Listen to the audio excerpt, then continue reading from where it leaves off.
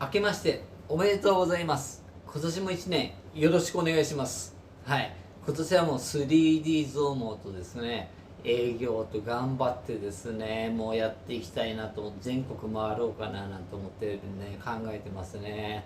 もう本当にね、薄毛メニュー広めてですね、理美容室、ね、から富てる高さを薄毛の方、ね、そんな感じでですね、今年1年は気合い入れて頑張る年だというところでですね、やっていきたいなと思ってます。はい。ということで、またね。